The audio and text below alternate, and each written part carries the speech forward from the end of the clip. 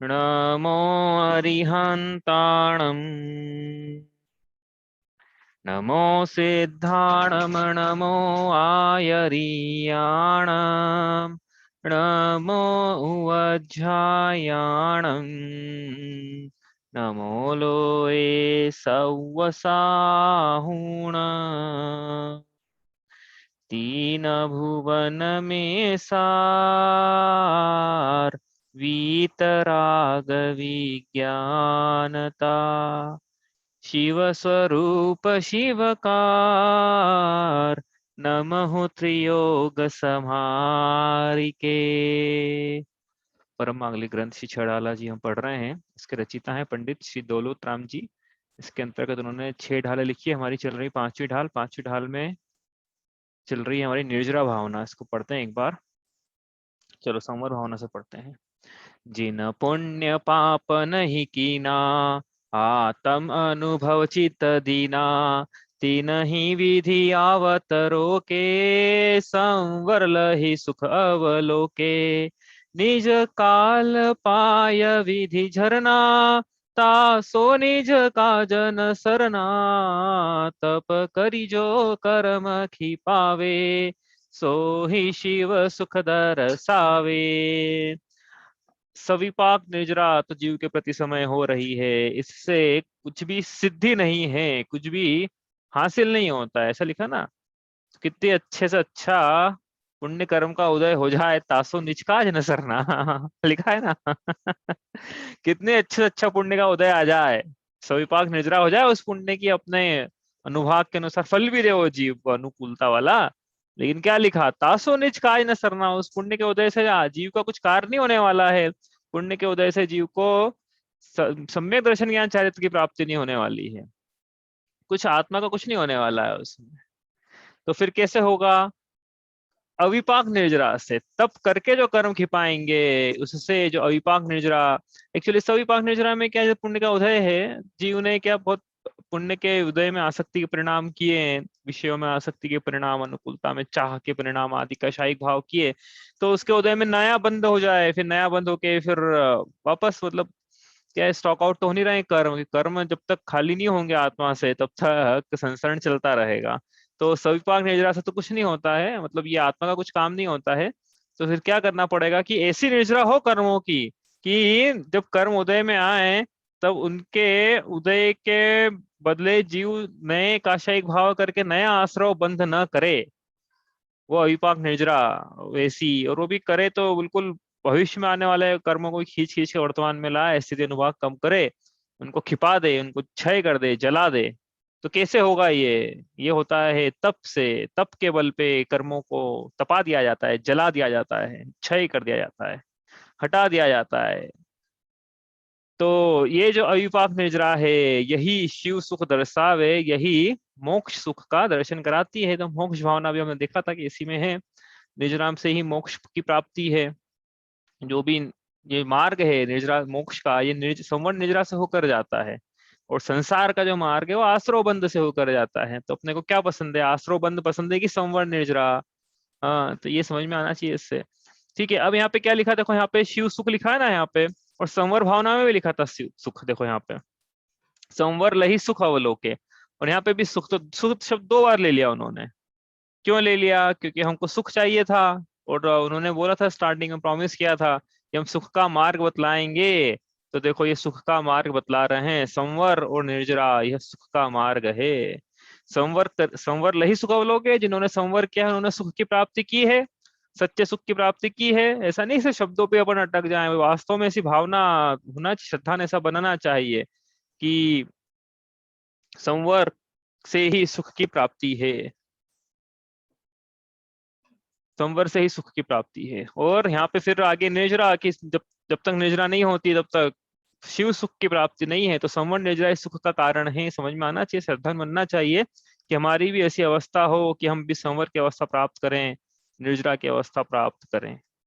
ऐसा समझ में आना चाहिए यहाँ से। ऐसा नहीं कि हम क्या है स्वाध्याय करके ये पुण्य चाहें कि पुण्य के उदय में फिर क्या हो कि अनुकूलताएं मिले। तो वो सुख का मार्ग नहीं है। श्रद्धान बैठना चाहिए अंदर तक। क्यों बिठा रहे हैं ऐसा? दूसरी प्रतिमाधारी ऐसा श्रद्धा नहीं बिठाएगा, दीक्षा ही नहीं लेगा ना, क्योंकि संवर और निर्जरा की अवस्था तो मुनि राजों की है।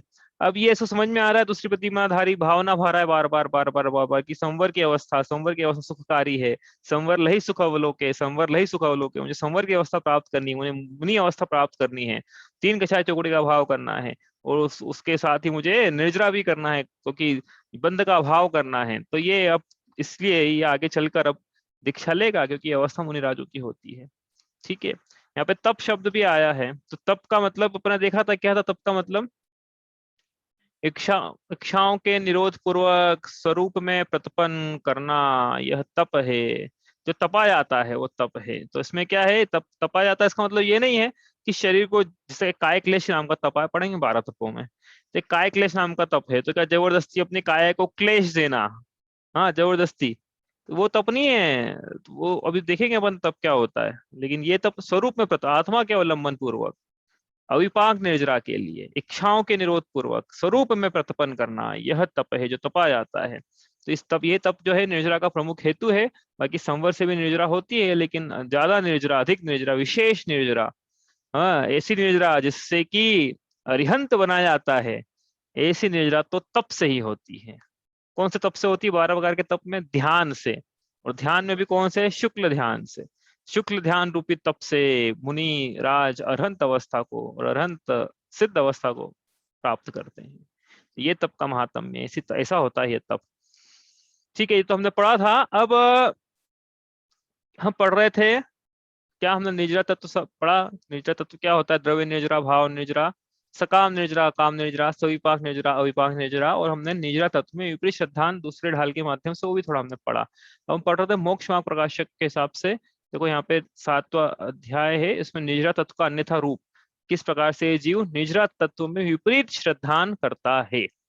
जैनियों के लिए लिखी है यहाँ पे बात, ये अन्य मतावलंबियों के लिए, अन्य के लिए नहीं लिखी है। जो स्वाध्यायी हैं, थोड़ा बहुत जानते हैं धर्म के बारे में, लेकिन उनके भी सूक्ष्म मिथ्यात्व रह जाता है। मिथ्यात्व बेरी का तो अंश भी बुरा है, इसलिए सूक्ष्म मिथ्यात्व भी त्यागने योग्य है। ये भूमिका है इसकी। हाँ, तो पढ़ते हैं हम निर्जरा तत्व का अन्यथा रूप। देखो पढ़ते हैं यहाँ पे, अपने में ऐसी कोई मान्यता हो तो हम उसको ठीक कर लें। तथा यह अनशनादि तप से निर्जरा मानता है। होती तप से निर्जरा, उसमें क्या गलत क्या मानता है? तो ये उपवास से, अनशन से, कि भूखे रहूंगा वाला, इसको ऐसा है कि भूखे रहूंगा तो मेरी निर्जरा हो जाएगी। भूखा रहूंगा तो वो तप है, और तप से निर्जरा होती है। सूत्र जी तो पढ़ा हुआ है इसका, आप जैन है ना भैया, ये तो सूत्र जी पढ़ा हुआ है, तपसा निर्जरा तो तप पढ़ लिया इसने, बाह्य प्रकार के उपवास, और उपवास बड़ा है, अनशन छोटा है, ऐसा मानता है। अभी पढ़ेंगे 12 प्रकार के तपों में, उल्टा निकल जाएगी सब, क्या फेल हो जाएंगी सब चीजें क्या बताओ मैं आपको, अनशन बड़ा तप है, उपवास छोटा। एक एक उनोदर मतलब एक समय भोजन का त्याग करना, यह बड़ा तप है, और दोनों समय भोजन का त्याग करना यह छोटा तप है। बताओ क्या बोल रहे हैं? जो 36 घंटे का उपवास किया ना, छोटा तप है वो 12 घंटे का उपवास किया, बड़ा तप है। आप बोलोगे ऐसा कैसे हो सकता है? तो इसके पीछे लॉजिक देंगे अपन। इच्छाओं की ये परिभाषा आप जब बार बार पढ़ें तो क्वेश्चन याद दिलाना, इसका आंसर वहां देंगे। इच्छाओं के निरोध को तप कहते हैं, ये परिभाषा लगाना यहाँ पे, तो ये बात घटेगी यहाँ पे जो बोल रहे हैं अभी, कि एकासना करना, एकाशन करना यह बड़ा तप है, और दोनों समय भोजन का त्याग करना छोटा तप। तो ये इसने क्या माना, क्योंकि इसने क्या मान लिया कि भूखे रहने से, लेकिन भूखे रहने से निर्जरा थोड़ी होती है। देखो यहाँ क्या लिखा है, तथा यह अनशनादि तप से निर्जरा मानता है, परंतु केवल बाह्य तप ही करने से तो निर्जरा होती नहीं है। बाह्य तप मतलब क्या? दोनों समय भोजन का त्याग, ये बाह्य तप इसको बोला है।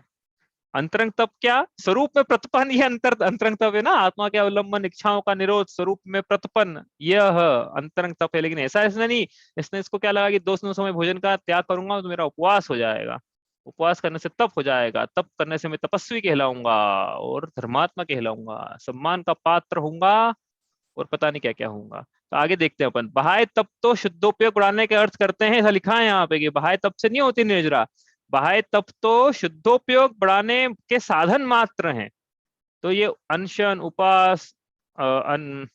उपवास, उनोदर, वही वृत्ति परिसंख्यान का से लेकर ध्यान तक, ये सब क्या है?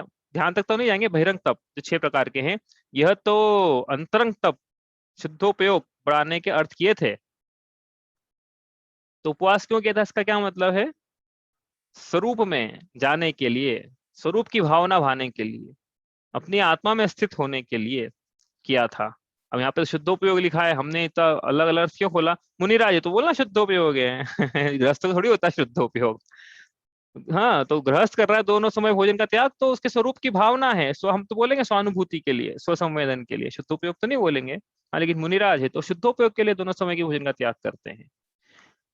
और आगे पढ़े, शुद्धोपयोग निर्जरा का कारण है, इसीलिए उपचार से तप को भी निर्जरा का कारण कहा। मतलब शुद्धोपयोग से निर्जरा है, लेकिन शुद्धोपयोग का कारण बना है दोनों समय के भोजन का त्याग, इसलिए उपचार से दोनों समय के भोजन के त्याग को तप कहा।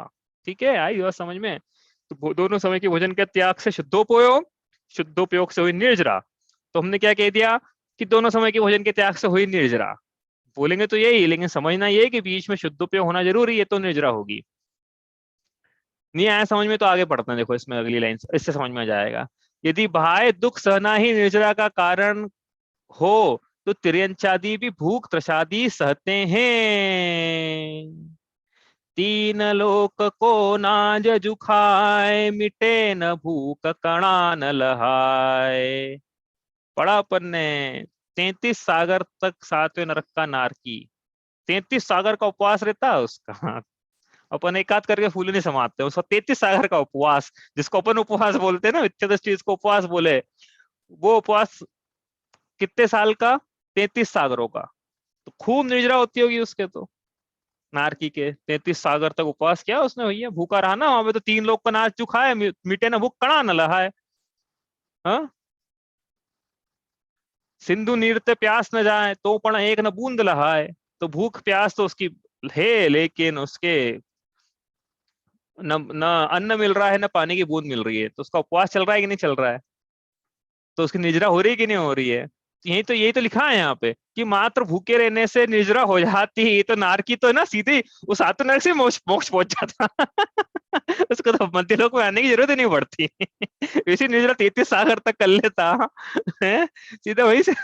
तो ऐसा ऐसा होता नहीं है, लेकिन इसका मतलब उपवास करने से निर्जरा नहीं है, उपवास के बाद अंतरंग में क्या परिणाम पाए जा रहे हैं उससे निर्जरा है। तो उपवास करने की भावना रखना चाहिए, लेकिन अंतरंग में भावना ये होना चाहिए, स्वरूप की भावना होना चाहिए कि आज हम अपने शरीर के सारे संस्कारों से निवृत्त होके, अनादिकाल से शरीर के संस्कारों में हम व्यर्थ अपना जीवन गंवा रहे हैं, तो एक दिन के लिए हम शरीर के सभी संस्कारों से निवृत्त होके, यहाँ तक कि भोजन जैसा असेंशियल काम उससे भी निवृत्त होके आज हम सिर्फ अपनी आत्मा का ध्यान करेंगे। ये उपवास है, इस प्रकार से किया गया स्वरूप में प्रतिपन्न उपवास। दोनों समय भोजन का त्याग करके टीवी देख ली और ऑफिस चले गए, और की टाइम पास करना है ना, ताकि भूख नहीं लगे, तो अभ्यास के लिए ठीक है, लेकिन वो तप नहीं है। ठीक है, अब वो कहता है कि आपने त्रियांचादि का वो उदाहरण लिया, नरकादि का भी दिया उदाहरण। हाँ, तो उसका शंकाकार का प्रश्न है, तब वो कहता है कि वो त्रियंचादि और नरक नारकी जो है, वो तो पराधीनता से भूख प्यास आदि सहन करते हैं, और यहाँ पे जो मनुष्य लोग के जीव जो उपवास करते हैं वो स्वाधीनता से, कि हमारा उपवास है, हमको ऐसा नहीं कि हम पराधीन, हम नहीं खा पा रहे हैं, हम खा सकते हैं, हमारा चौका भरा हुआ है, लेकिन फिर भी हम स्वाधीनता से धर्म बुद्धि पूर्वक उपवास आदि रूप तप करें, उसके निजरा होती है, ऐसा उसका प्रश्न है।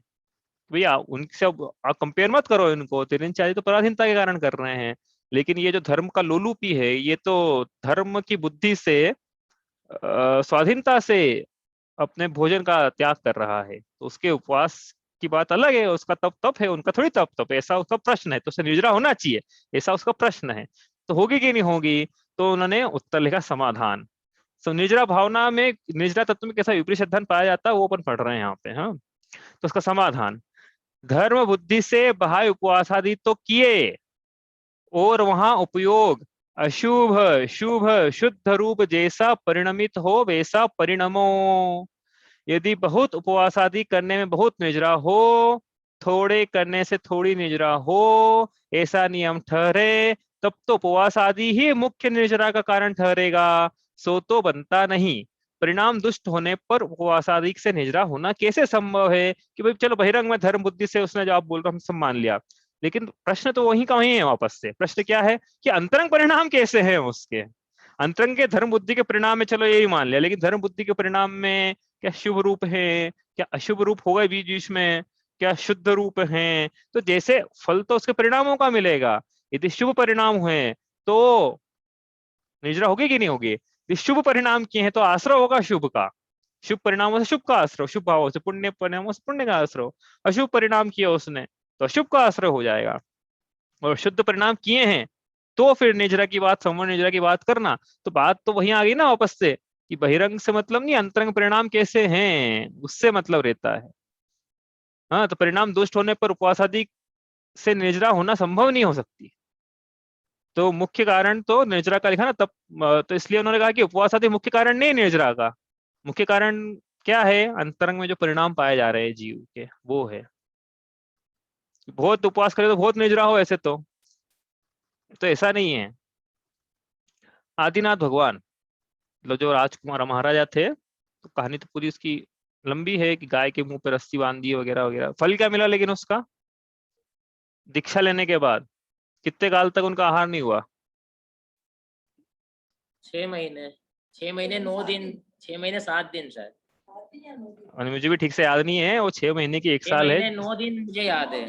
ने 6 महीने तक तपस्या करी, फिर 6 महीने तक आहार नहीं मिला। हाँ तो 1 साल, मतलब तो दीक्षा लेने के 1 साल तक, लगभग लगभग 1 साल तक वो उन्होंने उपवास ही धारण किया एक तरह से। 6 महीने तो उठे नहीं आहार के लिए, और जितना मुझे याद है भैया, ड्यूरेशन कम ज्यादा आप देख लेना, जितना मुझे याद है कि 6 महीने तक तो आहार के लिए उठे ही नहीं हो। तो 6 महीने बाद उठे तो उनका हो ही नहीं, पारणा ही नहीं हो इनकी। कब हुई इनकी पारणा, होने वाली है अभी 6 दिन बाद। 6 दिन बाद आदिनाथ भगवान की पारणा होने वाली हुई है, पता है कि नहीं, आपको पता ही होगा। आने वाली अक्षय तृतीया। तो 6 दिन में मतलब ये कितने, 13 तारीख को है शायद, 13 तारीख को है। तो उस दिन तो उनका क्या, कहने का क्या मतलब है कि 1 साल तक उन्होंने उपवास किया, और उसके बाद हुआ पारणा। और उसके बाद कितने, 1000 साल बाद वो उनको केवल ज्ञान हुआ। 1000 साल तक मुनि दीक्षा लेके वो स्वरूप की साधना करते रहे। 1000 साल बाद हुआ, तो एक पर साल ये। 6 हाँ, महीने तक तो अपन कह सकते हैं कि उन्होंने उपवास किया, लेकिन बाद के 6 महीने तो उपवास थोड़ी खिलाएगा, वो तो आहार के लिए तो उतरे ही ना। फिर तो हाँ, वैसे ही हो गया कि ऑफिस हाँ, तो गया और वही टिफिन वही भी नहीं ले गया। हाँ, वही तो हम वही समझा रहे, वही चल प्रसंग ही वही चल रहा है ना यहाँ पे, कि भूखे रहने से थोड़ी ना निद्रा हो जाती, वही तो प्रसंग चल रहा है ना यहाँ पे। लेकिन कहने का क्या मतलब कि 1 वर्ष तक उनका आहार नहीं हुआ, 1 वर्ष तक नहीं लिया उन्होंने, वो भूखे रहे, वो दोनों समय के भोजन का त्याग रहा उनके 1 साल तक। और उसके 1000 साल बाद उनके केवल ज्ञान हुआ। ठीक है, तो इसका मतलब ये कि ये प्रमुख कारण नहीं था दोनों समय भूखे रहना। कुछ और कारण था। क्या कारण था, उन्हीं के पुत्र को देख लो। भरत चक्रवर्ती ने कितने टाइम उपवास किया दीक्षा लेने के बाद, हैं? कितने टाइम उनके तो कुछ हुए, मतलब उनके तो आहार विहार निहार ही नहीं हो रहा है उनके तो, बताओ। और इनके तो 1 साल का उपवास हो गया, उसके बाद भी 1000 साल लगा, और इनके तो उपवास ही नहीं हो रहा। अंतर मुहूर्त में केवल ज्ञान, दीक्षा लेने के अंतर मुहूर्त में भरत चक्रवर्ती केवल ज्ञान। तो इसका क्या मतलब समझ में आया, क्योंकि केवल ज्ञान के लिए देखो, बात समझ, पॉइंट पकड़ना, केवल ज्ञान के लिए निर्जरा जरूरी है। तो उनको, भरत चक्रवर्ती को निर्जरा बिना उपवास के अन्य कारणों से हो गई। और यहाँ इन्होंने 1000 साल तक उपवास किया तो भी ऐसी निर्जरा नहीं हुई, केवल ज्ञान हो जाए उसके बाद हुई उन्होंने, मतलब बाकी उपवास प्रमुख कारण नहीं, अपने को तो ये समझना है यहाँ पे, नहीं हुई ना उनके।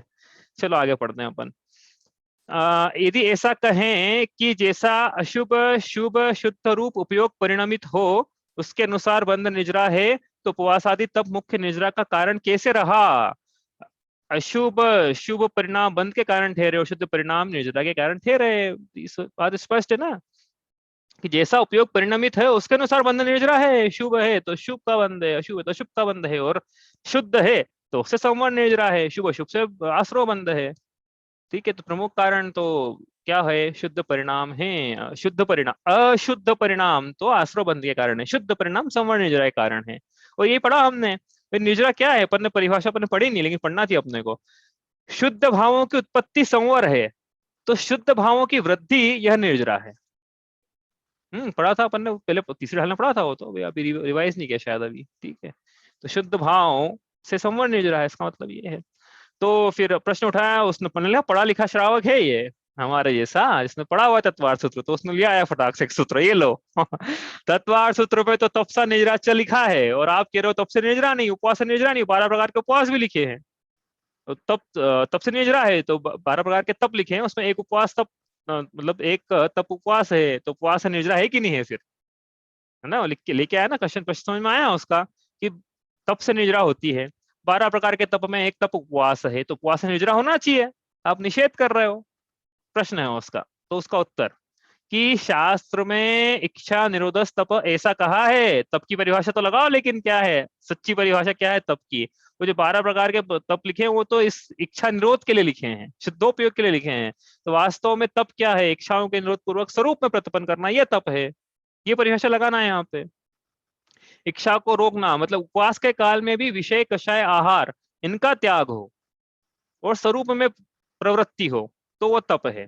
ठीक है, तो शास्त्र में इच्छा निरोध तप ऐसा कहा है, इच्छा को रोकना उसका नाम तप है। सो शुभ अशुभ इच्छा मिटने पर उपयोग शुद्ध हो वहां निर्जरा है, इसलिए तप से निर्जरा कही है। उपवास मात्र से, उपवास मतलब दोनों समय के आहार त्याग मात्र से निर्जरा नहीं कही है, इच्छाओं का निरोध होना चाहिए, उससे निर्जरा है। यहाँ कहता है कि आहार आदि रूप अशुभ की इच्छा तो दूर होने पर ही तप होता है, परंतु उपवास आदि और प्राशादि शुभ कार्य उनकी इच्छा तो रहती है। ऐसा उसने कहा, प्रश्न भैया सटल वे में चला गया थोड़ा सा वो शंकाकार कि भैया आपने इच्छाओं का निरोध कहा, लेकिन उपवास की इच्छा तो रखेगा ना वो, कि उपवास की इच्छा है, प्रायश्चित आदि की इच्छा है, तो ये तो शुभ कार्य, ऐसे तो आश्रमबंध होना चाहिए। समझ में आ रही ना बात, क्या प्रश्न है। आपने तो पूरी इच्छा को निरोध बोल दिया उसके, तो उपवास की इच्छा तो है ना, वो इच्छा उसके काल में, उपवास के काल में, उपवास के काल में उपवास की इच्छा है ना, ऐसा वो प्रश्न पूछ रहा है। तो ये बात है कि उपवास के पहले तो उसने इच्छा करी उपवास करने की, तो ये तो उपवास करें तो कैसे करता, लेकिन उपवास के काल में भी उसकी भावना ये नहीं कि मेरी उपवास की इच्छा रहे, उसकी तो भावना ये है कि मैं स्वरूप में लीन रहूं, और वो स्वरूप में लीन रहता है। ये इसका उत्तर है, अपन पढ़ते हैं। समाधान, ज्ञानी जनों को उपवास आदि की इच्छा नहीं है, एक शुद्धोपयोग की इच्छा है। उपवास आदि करने से शुद्धोपयोग बढ़ता है, इसलिए उपवास आदि करते हैं भैया। तब हमारी इच्छा ये नहीं है कि हमको समाज में नाम करना है 10 उपवास मासोपवासी, हमारी भावना शुद्धोपयोग की, हमारी इच्छा है शुद्धोपयोग की। शुद्धोपयोग के लिए बहिरंग साधन उपवास आदि कहे हैं। तथा यदि उपवास आदि से शरीर या परिणामों की शिथिलता के कारण, देखो ये दिखता अच्छा लिखा इन्होंने यहाँ पे, यदि उपवास आदि से शरीर या परिणामों की शिथिलता के कारण शुद्धोपयोग को शिथिल होना जाने, तो वहां आहारादि ग्रहण करते हैं। क्या लिखा है यहाँ पे कि भावना शुद्धोपयोग की है, यदि भोजन त्याग करके शुद्धोपयोग हो रहा है तो भोजन का त्याग करेंगे, और भोजन का त्याग ज्यादा समय के लिए कर दिया, मतलब 2-3 दिन 4 दिन जो भी जिसकी योग्यता है, और भोजन के त्याग के कारण अब शुद्धोपयोग में शिथिलता आ रही है, तो फिर भोजन ग्रहण करेंगे। ऐसा थोड़ी कि नहीं हम तो खींचतान के, तो रिकॉर्ड कैसे बनेगा, नहीं तो हमारा, ऐसा नहीं है। वो नहीं नहीं है उसको अभी, इसके क्योंकि बात तो शुद्धोपयोग की है ना। तो यदि भोजन करना पड़ रहा है मुनिराजों को, ये तपस्वी को, कोई भी तपस्वी हो जो तप कर रहा है उपवास आदि का, तो भोजन करे वो। ऐसा थोड़ी है कि हमको रिकॉर्ड बन जाएगा, नहीं तो क्यों करा, रिकॉर्ड बन जाता, क्यों कर लिया भोजन। इसलिए अब समझ में आया उनोदर उनोदर समझा ही देते हैं अभी, चलो। उनोदर जो है वो इससे दोनों समय के भोजन के त्याग से बड़ा क्यों कहा, क्योंकि भाई ये एकासना कर रहा है ना, तो एकासना सबसे सर्वश्रेष्ठ एकासना क्या है, भोजन की थाली में बैठे ही है।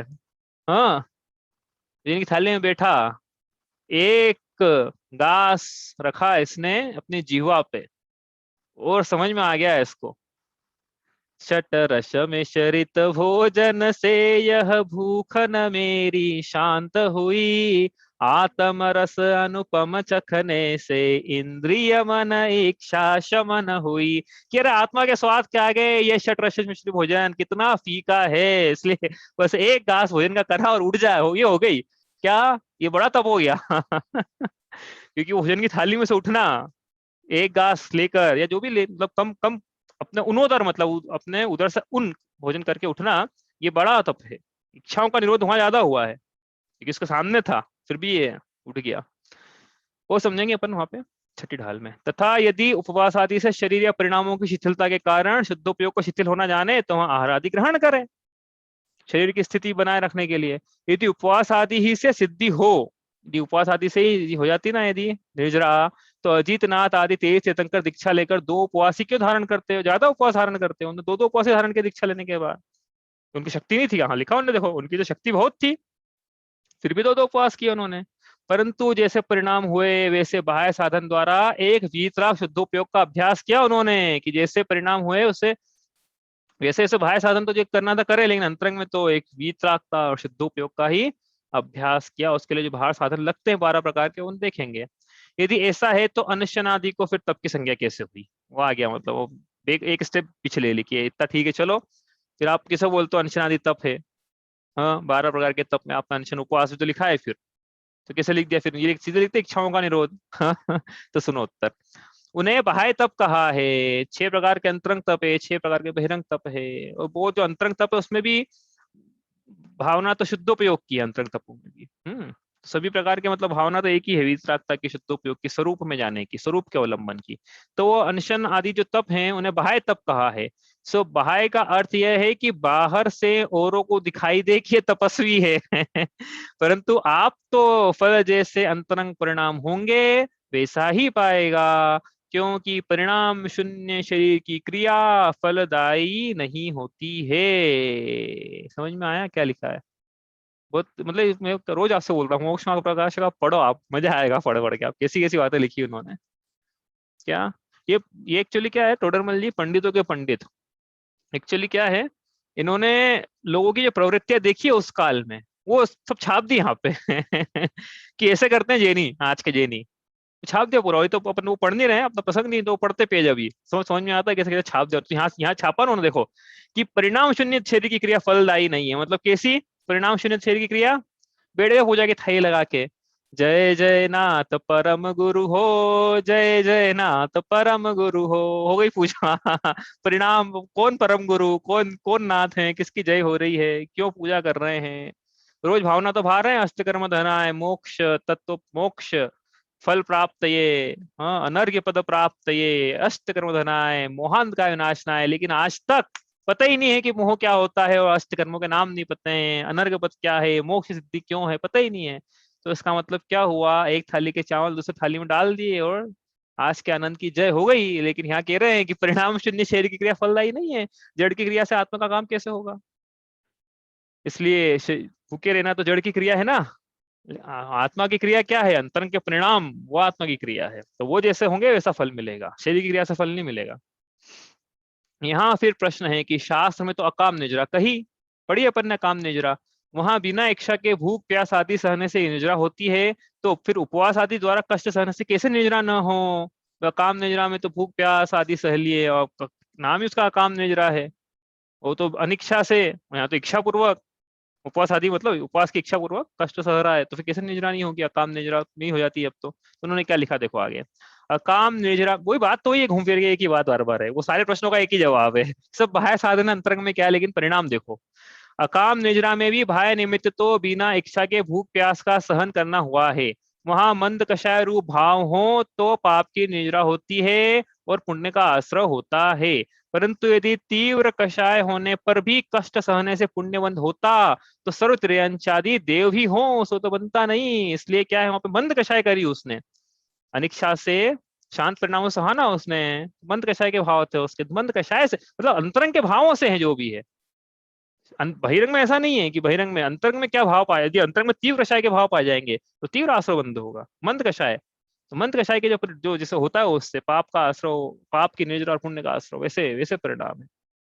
यदि तीव्र कषाय से हो जाएगा तो तिरंचों की फिर देवगति बन जाएगी। ऐसा नहीं होता है, क्योंकि उनकी अनिच्छा सबसे ज्यादा काम नहीं जाएगी, तिरंचों में मिलते हैं, उनको बांध दिया पिंजरे में रख दिया वगैरह वगैरह, तो उनके तो अनिच्छा से भूख प्यास अन्न पान का निरोध हो गया उनके, तो उनके अकाम निजरा सबसे ज्यादा होना चाहिए। लेकिन वो अंतरंग परिणाम कैसा कर रहा है तिरंच, उससे अकाम निजरा है। उसी प्रकार इच्छा पूर्वक उपवास आदि करने में वहां भूख प्यास आदि कष्ट सहते हैं, सो यह बाह्य निमित्त है। परंतु वही बात आ गई वहां पास, परंतु वहां जैसा परिणाम हो वैसा फल पाता है। जैसा मतलब देखो, इतना जो पढ़ा ना, नहीं समझ में आ रहा है, नहीं याद है, ऐसा लग रहा है क्या चल रहा है, एक शब्द एक लाइन में, जैसे परिणाम है वैसा फल मिलेगा बस। बाकी चीजें बाह्य तो बाह्य सामग्री है, बाह्य सामग्री अंतरंग में वीतरागता, शुद्धोपयोग, शुद्धता, स्वसंवेदन, स्वानुभूति बढ़ाने के लिए थी। यदि वो बढ़ा रही है तो काम की तप है, वो नहीं बढ़ा रही है तो उसको उपचार से भी तप की संज्ञा नहीं है। पढ़ेंगे अभी अपन इसमें। जैसे अन्न को प्राण कहा, उसी प्रकार, हाँ जैसे अन्न को प्राण कहा, अन्न को प्राण कहते हैं, अन्न को प्राण कहते हैं, धन को भी प्राण कहते हैं। जैसे किसी के धन हर लिया, मतलब उसको मान लो प्राण ही हर लिए। हाँ, इसलिए चोरी जो है वो हिंसा में आई ना, चोरी क्यों आई हिंसा में, धन हर लिया किसी का, उसको प्राण हर लिया, जैसे क्योंकि दो लोगों के धन में प्राण बसते हैं। वैसे यहाँ हाँ, 10 में रिचार्ज रही है। वैसे अन्न को प्राण, अन्न को प्राण मतलब क्या है कि अन्न के कारण शरीर बना रहता है, तो प्राणों द्रव्य द्रव्य प्राण बने रहते हैं अन्न के कारण। अन्न उपचार से अन्न को भी प्राण कह दिया, लेकिन अन्न वास्तव में प्राण नहीं है। हाँ। तथा तो उपचार कहा उसमें, अन्न में प्राण का उपचार क्या है, वैसे उपवास आदि में तप का उपचार क्या, ये बता रहे हैं यहाँ पे। तथा इस प्रकार बाह्य साधन होने से अंतरंग तप की वृद्धि होती है, इसलिए उपचार से इनको तप कहा है। जैसे उपचार से अन्न को प्राण कहा, क्योंकि अन्न का भक्षण करने से शरीर की स्थिति बनी रहती है, द्रव्य प्राण बने रहते हैं, इसलिए उपचार से हमने जिसके कारण कारण में कार्य का उपचार कर दिया। वैसे यहाँ पे उपवास आदि से अंतरंग तप की वृद्धि होती है, इसलिए हमने कारण में कार्य का उपचार करके उपवास आदि को तप की संज्ञा दी है, कारण में कार्य का उपचार किया है। परंतु यदि बाह्य तप तो करे और अंतरंग तप न हो, देखो लिखा वहीं पे परंतु यदि बाह्य तप न तो करे और अंतरंग तप न हो, तो उसको उपचार से भी तप की संज्ञा नहीं है। एक एक लाइन जो है ना, इसको तक खोला जा सकता है, अपने पास तो अपना प्रसंग भी नहीं है और समय भी नहीं है अपने पास, लेकिन जो लाइन लिखी ना इन्होंने, तप पे लगाई, सब पे लगा सकते हो इसको, कि अंतरंग में सम्यक दर्शन नहीं है, उपचार में फिर देवशास्त्र गुरु की पूजा करे तो वो उपचार से भी सम्यक दर्शन नहीं है उसकी। मतलब कहने का क्या, देखो समझना है ये बात, निश्चय व्यवहार दो चीज चलती है ना यहाँ से, उपचार और निश्चय, मतलब बाह्य और अंतरंग, निश्चय व्यवहार। तो जब तक निश्चय नहीं है, क्योंकि ये उपचार जो था, व्यवहार था, ये निश्चय में कारण था, मतलब इस कारण से ये कार्य हो रहा है। व्यवहार से निश्चय है, साधन से साध्य है, बहिरंग से अंतरंग है। तो ये व्यवहार से ये निश्चय है, तो व्यवहार से निश्चय है, तो इस व्यवहार में उपचार क्या है, कि व्यवहार की जो है व्यवहारिक जो चीज चल रही है व्यवस्था, उसका उपचार क्या है, जैसे सम्यक दर्शन, तो वे उपचार से देवशास्त्र गुरु सम्यक दर्शन इस प्रकार से कहा, ठीक है। लेकिन ये उपचार किस चीज का करा है, कि निश्चय का उपचार क्या है। तो ये उपचार कब करेंगे, जब ये निश्चय पाया जा रहा है। अब निश्चय नहीं पाया जा रहा है, ये गायब हो गया, अब किसका उपचार करें इसमें बताओ। मतलब ये व्यवहार को व्यवहार तब कहेंगे जब निश्चय पाया जा रहा है, निश्चय नहीं पाया जा रहा है तो व्यवहार व्यवहार भी नहीं है। समझ में आई बात, बहुत बड़ी बात है ये। अरे भाई निश्चय पाया जाएगा तो उपचार करोगे ना, निश्चय नहीं पाया तो उपचार किस चीज का। यहाँ लिखा तो है साफ कि भाई बहिरंग में उपवास आदि तप कर रहा है, अंतरंग में यदि शुद्धात्मा की प्रतीति लीनता आदि पाई जा रही है, तो फिर हमने उपचार से उसको भी तप कहा, क्योंकि ये शुद्धात्मा स्वरूप में प्रतिपन्न तप है, तो हमने उपवास को भी तप कह दिया, क्योंकि ये कारण था उस कार्य का। लेकिन स्वरूप में जब प्रतिपन्न ही नहीं पाया जा रहा है, ऐसा तप ही नहीं पाया जा रहा है, तो उपवास को तप कैसे कहें, किसका उपचार करें उसमें, स्वरूप के प्रतिपन्न का उपचार कर दें उसमें, पाई कहाँ जा रहा है जो करें। समझ में ही बात आ गई ना, कि समझे। और बहुत इंपॉर्टेंट है, अपन तो थोड़ा वो समझ लिया अपन ने परंतु यदि बाह्य तप तो करे और अंतरंग तप न हो, तो उपचार से भी उसे तप की संज्ञा नहीं है। कहा भी है, देखो ये पढ़ा लिखा है गाथा, तो पढ़ते नहीं, इसका हिंदी कर लेते हैं अपन। जहां विषय कषाय और आहार का त्याग किया जाता है उसे उपवास, जानना अपन परिभाषा बना चुके हैं, तो उपवास की विषय कषाय आहार का त्याग द्वारा स्वरूप में प्रतिपन्न यह उपवास है। लिखा परिभाषा, उसे उपवास जानना, शेष को श्री गुरु लंघन कहते हैं। अब यहाँ कहेगा यदि ऐसा है तो आपने अच्छा बताया पंडित जी, आज से टेंशन खत्म आज से उपवास आदि कुछ नहीं करेंगे अपन, टेंशन खत्म। यदि ऐसा है तो उपवास आदि नहीं करेंगे। अब देखो ये जो लिखी अगली लाइन, ये भी हर जगह लगा सकते हो, एक एक लाइन इसकी मोक्षमा प्रकाशक की बड़े काम काम की लिख के गए हैं, वो बड़ा उपकार है।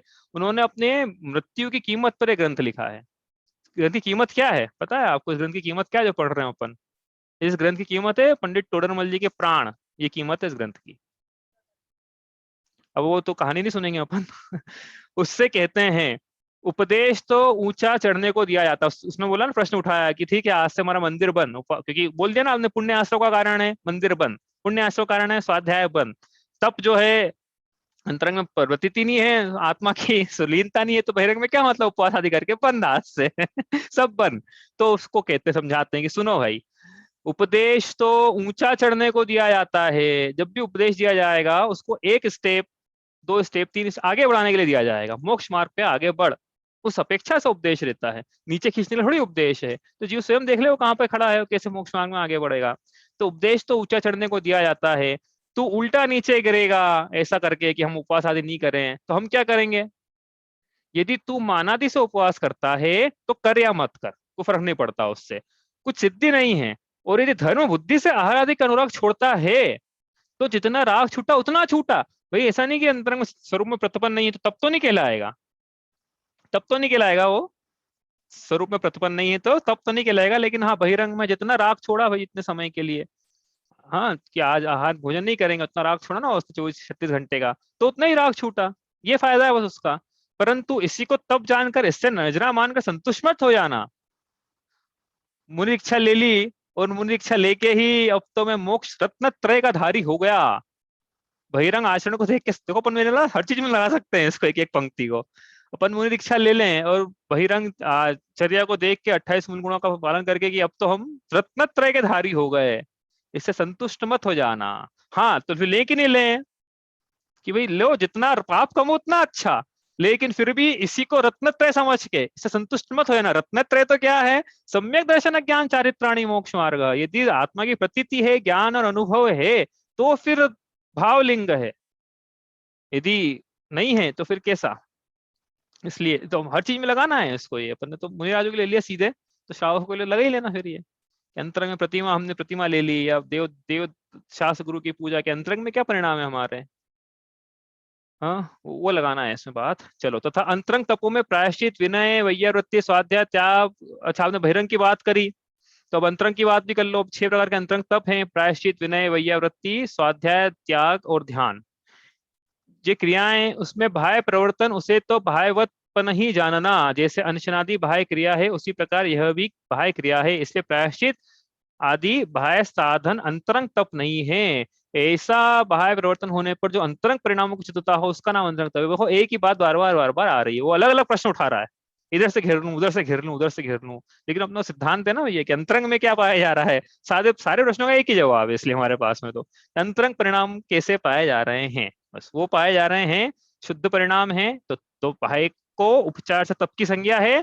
अंतरंग में यदि शुद्ध नहीं पाए जा रहे हैं, तो बाह्य को उपचार से भी तप की संज्ञा नहीं है। बस सीधी सी बात है, इतनी सी बात है बस। वो दो लाइन बोली ना, अभी वापस बोले।